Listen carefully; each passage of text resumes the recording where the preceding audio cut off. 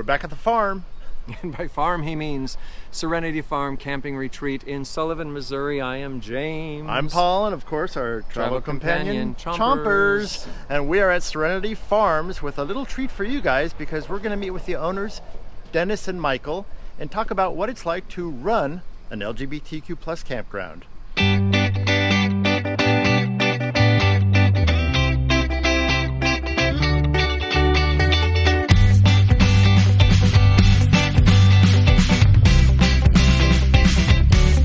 So here we are with the proprietors and builders of SIRenity Farms Camping Retreat. I got that right? Yes. SIRenity, S-I-R, by the way, SIRenityFarms.com. And it's Michael and Dennis. Hey guys. Guys. Thanks for taking the time to chat with us. Appreciate it. Thanks for inviting us. Yeah. Cool. Well, you know, we've come here like how many times? It's almost every year since you guys have been open. Except for COVID year. Yeah. California. And so it's been really neat getting to know you guys, and thanks for spending the time with us. And watching the place grow. So the first question is a little Q&A here. What made you buy this property and turn it into a campground? Where did that dream come from? Do you have a... They're looking at each other. Yeah. Both of the dream? One of the dream? I think Michael had the idea first, but it was a meeting with my Edward Jones guy who said he was less worried about our financial picture than he was the 10-year difference in our age. Oh. And how could we shorten that to where we could spend more time together in our retirement years? So we thought a little retirement project would be great. Little retirement project. I love that. Except every year we show up, the project gets bigger and bigger. It outgrew its little retirement project. That's a great camp. Had you guys been to a gay campground before? It's like, did you know that's what you want to do, or you started looking at what projects can we get into? Interestingly enough, neither of us had ever owned an RV. You're kidding. Or towed one. Really? No. And we had only been to a handful of campgrounds. God. Yeah, we were more of the glamping cabin dwellers. Cabin dwellers. But fortunately, we're quick learners. And, Yeah, because you learned what an RVer wants and what a tenter wants. And oh, wow. Okay. But the idea of like a retreat or something like that was on the radar. Like, this would be a great project. Yeah, it was really, we had talked about when we had visited places, like, we think we'd be good at that, or we would want to do this. I'm sure, like most people have. Yeah. The places like, this was what I liked and this is what we didn't. And, it was never really a serious conversation until... It was. And it was like, because the plan really was for me to run it full time. Okay. Maybe have one person help me until Dennis retired at 65. Because you were still working. Yeah. Right? Yeah, until he retired at 65, and then we would run it together and travel on the off season. And what started as our little project. pop and pop, turned into a life of its own. And Well, it's true. I mean, you have to grow also to get a certain level of success, so you got to not think small always. You can, right? Yeah, I mean, this was not on the radar at all. I mean, we opened with... Not to this scope. Yeah, No. we had the 11 spots and 6 cabins and... At the front. And it has progressively grown into 100 RV spaces and 30 lodging options and a bunkhouse. And, So this is way bigger than you guys ever anticipated. yeah. Really? So I always tell people, if the universe had given me a blank canvas and said, dream it as big as you want it, the universe has been far more generous to us than I would have ever been to ourselves. wow. Well, you have a great proximity between Kansas City, St. Louis, and what's the one of those? Springfield. So you are kind of in a little triangle here. Right. So guys come from even Chicago. We met some guys from Chicago. Yeah. So that's great. Yeah, and we've even had a gentleman just 2 weeks ago that had his RV imported from Germany. You're He kidding. picked it up in Canada, went through Canada, and drove down here with his German motorhome. Wow. I was doing a trip, and so it was really cool to... We That's had cool. international That is RVers. What's been the biggest surprise? Like, international RVers, how quickly you've grown? I mean, has there been something that was like, oh my God, we never anticipated this? All of it. All of it? Honestly, yeah. I mean, Just wait. I think the biggest surprise is that we've made so many friends. Yeah. You open a business thinking you're going to make money and provide a service. Right. And that's what you hope for. You never dream that it's going to become the center of your social life and the center of your, and a family. Yeah, the friends that we've made have just been amazing. Oh, that's cool. When you were building this, basically from scratch, except for a couple buildings, any big hurdles, like maybe building issues or county things and things that kind of caught you by surprise? You had to really I had no idea this was coming our way. Right. Hurdles to get over. Well, not realizing that when something is a commercial grade, something adds a zero. So it just, when what. you price out things and what a typical septic system for a house, it's far more expensive for a commercial level one and stuff. Things like that. I mean, we thought we were prepared and had a good grasp and a good nest egg of money, and it wasn't anywhere close to. And we're very transparent with people because we've had this conversation probably 1,000 times. Oh, we want to open a campground. We want to do this. And I mean, we're very transparent. It's whatever you think it's going to cost, add 25% and double it. And that's kind of, but still, it throws off a budget if you've got some money you'd love to do for this. And all of a sudden it's got to go to something else, but it's necessary. Yes, absolutely. But the county has been great. Oh, cool. For the most part. The zoning and planning, they have been on board with us from the get-go. Our local bank has been a huge supporter of us. Or how has it been being a gay campground in this community? Outside the walls. Yeah. There were a lot of looks at the beginning because people knew who we were, even if we didn't know who they were.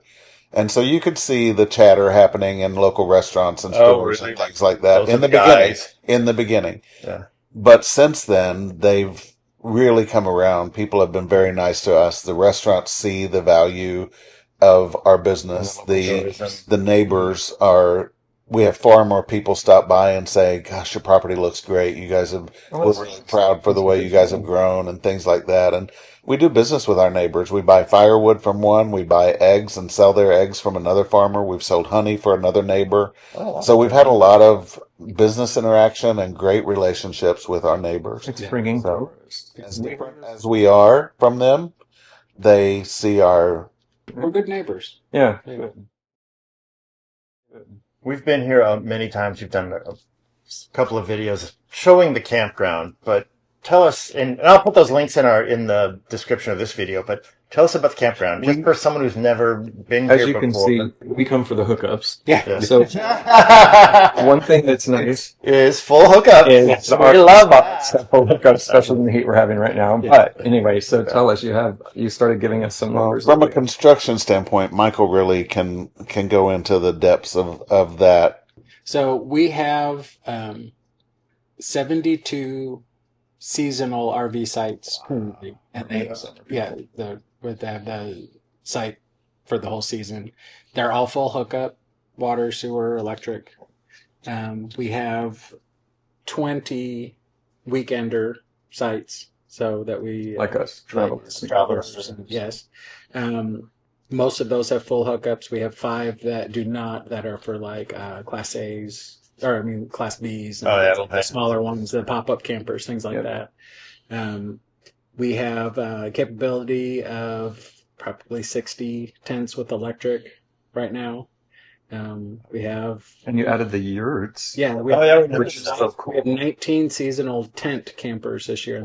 The yurts and the decks and all that are the seasonals that have built those and set up their own, the yurts and the canvas tents and things. We have 28 lodging options.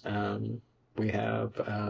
we're in houses. Yes. So someone can rent this whole house, 3 bedrooms? There are 3 bedrooms and 2 baths on this floor that we rent out by the bedroom. And then they share the space of the kitchen, living room, dining room, and a great outdoor space. And then there's a studio apartment in the basement that rents separately that has its own kitchen and bath. So this rents... by the room, and then we have a whole house rental, and we have the lodge, which is a 5-bedroom, 3-bath house that also rents by the room. Yes. So we have 65 acres now that we sit on, and there are a total of 7 homes, including the ones that we live in. This is great because you could bring 3 friends, 3 couples, and the whole house, and have your little thing, and the pool, and the entertainment. Center, the you have 2 pools now, which is 2 pools. Yes, we outgrew the original pool area and the decking, and everything. So yeah, we more than doubled that last year. So we have 2 heated pools and 4 hot tubs in the pool area now, and I'd say well over 10,000 square foot of decking. Wow, in the pool areas now. So the weekend food truck, which is great. Yes, we had some fried cauliflower yesterday. Real espresso. Yes, Tubby. And real espresso, which is yes. No, it is. He's a great resource, and he also does on-site RV repair. So he has an RV repair service. So he does a lot of servicing and can order parts and solar systems for RVs, and then he runs the food truck on the weekend. I'm beginning to see where this is bigger than you ever Yes. Because I didn't realize how big this was. Yeah. It's been really interesting to have all the different availabilities of rentals. We just opened a bunkhouse this year, which is 8 bunks in a common space. Okay. Each gets their private bunk with a pulled drape.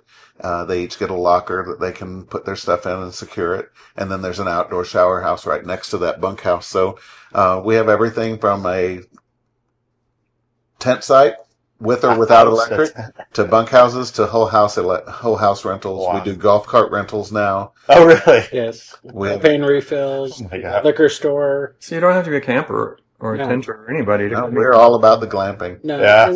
And that's one thing that we've strived for from the get-go, is that we wanted to appeal to as much of our community as we can. We've all been those broke 20-somethings that you still want to be part of your community and have a good time. And, so we try to have a wide range of options for people so that, they can come in, for $100 a weekend, can come and spend time with their friends in their community and still have that. It's not, we try to include everybody. We get asked a lot, and maybe not directly on our channel, but people send us private messages. I've never been to an LGBTQ campground before. What do I expect? They ask a lot of questions about what it is. So what are you hoping to provide to the community, and what are you hoping that people experience or take away? Or what would you say to someone who's like, gosh, I watched this video, but what can I expect? Yeah. If I could count the calls that we get, asking what I can expect on my first visit, it would be in the hundreds. Wow. Really? People ask that question frequently. Yeah. It's interesting because the expectations are as diverse as the fear. So, some people think they're coming to an outdoor bathhouse where it's just all sexuality. Yeah. And while it is a place that people can express themselves freely as they live, it's so much more than that. I think that what we offer to people is a community. Yeah. It's a safe space for people to come and fly whatever flag they live behind and celebrate. Mm-hmm. And so from that standpoint, we've had people meet here that have gotten married. Oh, wow. We've had friends that have met here at the farm and have taken international trips and cruises together, and they never knew each other before the farm. So many friendships are born here, and we say all the time, as adults, sometimes it's really hard to meet people and make quality friendships, and we see that happening on a daily basis here. So I think the reasons that people come are varied, but what people find here is a true sense of community and safety. Yeah. Right. It's, to me, for our generation, it's what the gay bars used to be for our community. Yeah. That really it's true. Even though we are much more accepted as a whole in society and, everything, we still need that place where we can really 100%. Let our head down. I mean, most of us are very open, but there's still part of our lives that is protected. And there's a whole layer of our community that still isn't comfortable being loud and proud in their personal lives and at work. And this gives that place where the bachelorette parties aren't going to show up. Susie Bell from accounting isn't going to show up with her friends, which is great. Right. Yeah. But we need that sanctuary as a community that, and that used to be where people met their friends and they made business contacts and they found people to date and they built their chosen family. And I think this is what the gay camping world has kind of reinvigorated in our community. And because the bars aren't the same, people aren't on their phones all day like they are at the bars, For me, one of my favorite parts is watching the young generation learn the art of cruising in conversation. And talking to each other. Yeah, I mean, to see that and they're a generation of not being comfortable with their bodies. Too. In public. And seeing them get comfortable with nudity and just who they are. Not in a sexual manner, but just in their bodies. If they want to. Yeah. And it's fun to see that part of our community learning that, They don't shower in high school with everyone else. They don't go to the gym and they shower in open showers. Everything's very private and very whatever. And they're realizing that it's just a body and we all have them and we all have our insecurities and, And I think the sense we always, we've been to about 30 LGBTQ campgrounds now. There's such communities and they always seem to reflect where they're at. Like we go to ones in the South and they have real Southern hospitality. We feel like we get a taste. We have a good taste of Missouri. Was that actually, we just had some Gibby's pizza, which is literally a taste of Missouri. Yeah. But they're as a visitor, it's a great reflection. It's been a great reflection to kind of figure out and taste what it's like to be in Missouri and feel to instantly be part of a community and feel not like you're a tourist, but you're a part of something. So the community that you guys have set up has been really nice. It's been welcoming. It's successful. It's been great. Good for you. Thank you. Congratulations. Yeah. We're excited. And I have one last comment. There's so many flags everywhere. You've got a big flag budget, and I love it. Yes. Who sets the flag budget? We've asked that question since you've got every kind of flag out there. It's really colorful and fresh, and the breeze is. And then every site has a flag. And every one of those flags was donated by a seasonal. Are you serious? Really? Yes. Wow. Our flagpole that we fly at our office was donated to us by a seasonal who's no longer with us. They're in Iowa. And they're working on building their own campground. But they invested and set that flagpole for us. And every flag you see around our place was dedicated by us. Well, it's, the gay flag and the other flags, all-inclusive flags and all that. Huge symbol for our community. And so seeing them flying all over. And this year, it was discussed, some people being concerned about us putting them up this year. And I was like, well, first of all, they know who we are 12 months a year. This is not going to be any news to the neighbors passing by. Yeah. And if we didn't show that we're still proud and that we're the same people we always did, we're not hiding, then they win. And, it's not changing who we are any other time. They know exactly who we are. And so we moved forward with it and it hasn't been any issues. We get far more toot-toots, hey, than people being upset. They're festive. So, festive, too. We've always said, if we're not okay, no one else is ever going to accept us. We have to be okay with ourselves to find acceptance in our communities. And being those strong, forward people and making our presence known and being accepted in our communities. Putting yourself out there. We're doing that for everybody that comes behind us. You guys represent that here. Thanks for joining us. Anything you wanted to throw out that happened? If you have, if this is something that you've always been curious about and heard about, if it's not with us, go to your gay campground, see what it's about. Let the fear down, go. Join the Facebook page. Just enjoy it because we're all needed. These safe spaces are important. Absolutely. And if it's something you've ever been curious about, go. Good point. It's just, just go. That's what we always try to encourage. Just go out and do it.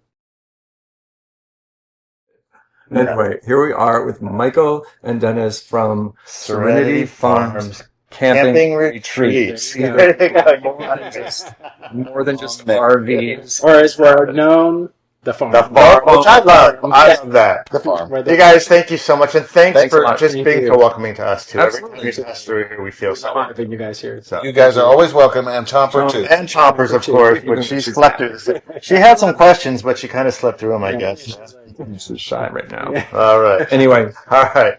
stay Thank tuned, you, everybody. guys. Thank you. Thanks. All right. Bye-bye. Bye.